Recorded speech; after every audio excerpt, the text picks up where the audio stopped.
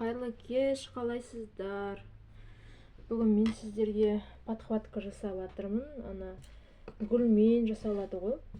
Мына жер деген 5 сантиметр, мына жер 7 сантиметр. Соны негізі қағазға қиып алып істеген жақсы. Қағазымды таба алмай қалдым. Сосын мынаны осылай етіп кесіп аламын. Қазір сіздерге түсініксіз болып тұрған бар, түсінбей отырған барсыздар. Осындай данадан 30 штук керек. Сосын мынандай ақ матадан тоже екі немен біріктіріп жатырмын. Осылай қазір көрсетем. Например, бүйтіп біріктіріп алып жатырмын да, осылай сразу кесіп алып жатырмын. Уақыт жоқ, потому что өйстіп кесіп алып,